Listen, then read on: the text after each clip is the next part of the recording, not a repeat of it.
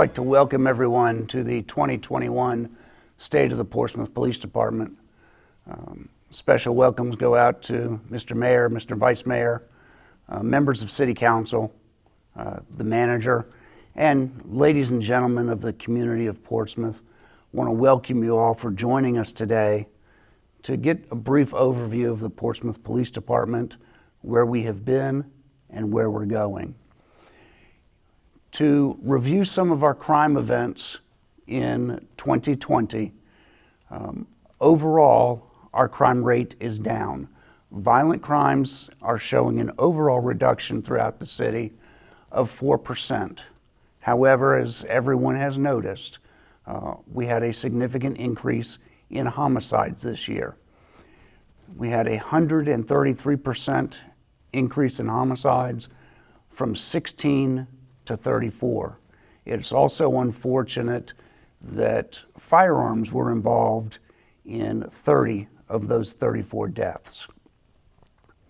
On the property crime, we've actually seen also a significant 23% reduction overall from 2019 to 2020 numbers. Our biggest successes have both been with burglaries, and we've seen a decrease in larcenies from motor vehicles. It is important to note that even though our property crimes are down by 23%, we still have property being stolen from your cars. The police department would like to remind you to please remove your valuables, lock your cars, do not leave them running even on these cold, chilly, snowy days. Those unattended keys and unattended property is just too rich of a target for some. As we came through 2020, one of our biggest challenges was the outbreak of the COVID pandemic. It had a tremendous effect on our community involvement.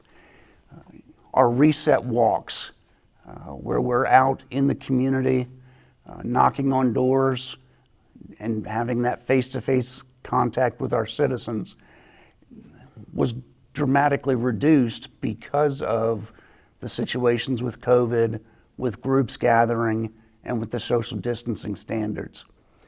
We continue to receive questions about law enforcement and the governor's executive orders. We are not doing any direct law enforcement action on enforcing these gatherings. Those issues come under the purview of the Virginia Department of Health. The police department supports social distancing, supports masks, supports the vaccine, and we encourage all of our community to continue taking precautions to prevent the spread of COVID. We've also seen great changes in police reform over the span of 2020. There were incidents throughout the summer with deaths, with procedural questions, search warrants, police tactics, and we are happy to report from Portsmouth that the use of chokeholds and other submission tactics have not been authorized in this city for many, many years. We also have an imposed duty on our officers to intervene and to stop situations once they start to get out of control. We expect our officers to keep our citizens safe. In the spring, we reissued directives to simply clarify those items better for our officers. Chokeholds are not permitted. They have not been and they will not be. And the duty to inform and the duty to intervene has been reinforced and stressed to the officers. We want to be part of the community and protect the community. To take that to an additional step, in the spring we launched a community advisory committee. We have a panel of 15 citizens from across the city who are reviewing police policies, programs, initiatives. They're looking at us and working with us to identify gaps in our service delivery. If there's something that we're missing, the Community Advisory Committee is there to help guide us to improve our partnership with the community. In order to enhance the organized response to crime investigation, we've divided the city into 3 districts. There are districts representing Churchland, the center part of the city, as well as Craddock.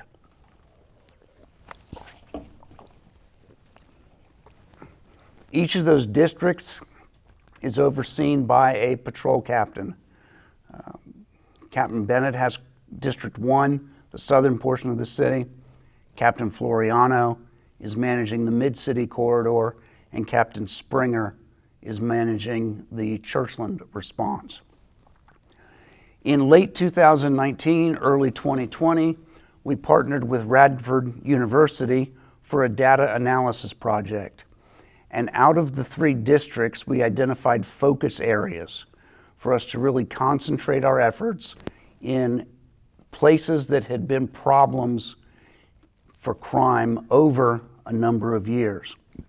The focus areas in District 1 are in and around the Craddock neighborhood and in and around the Prentice Park, Prentice Place neighborhoods. For District 2, we're focusing our efforts on Old Town and in the London Oaks, Mount Herman, and Port Norfolk communities. The focus area for District 3 is around the Twin Pines and Gateway, the intersections, the gas stations, the shopping center, and the housing areas right in the vicinity of Twin Pines and Gateway. A recurring question for the department over the last several months has been our staffing.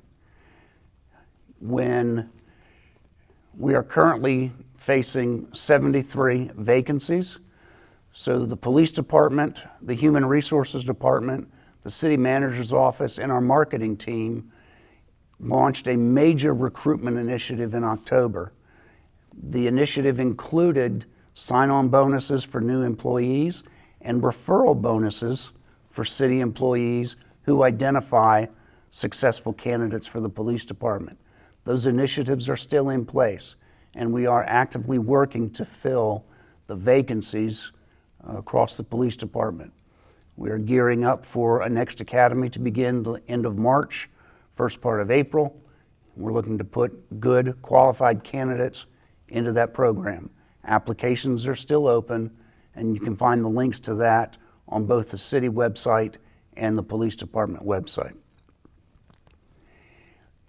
As we move into 2021, we're establishing additional new partnerships. We are working closely within the city. Instead of functioning as independent departments, we're partnering together. We've recently deployed our mobile command vehicle, and that's a significant step forward. It represents the work of vehicle services, the police department, the fire department, and the IT department, all working together to mobilize a resource that can be used throughout the city. We're also launching an initiative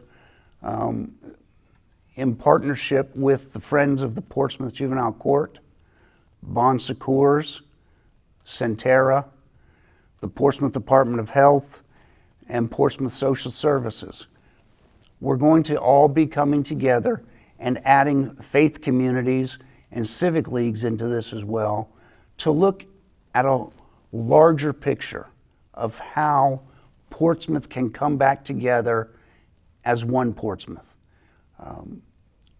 We all have to have a partnership and take ownership and become stakeholders in these issues.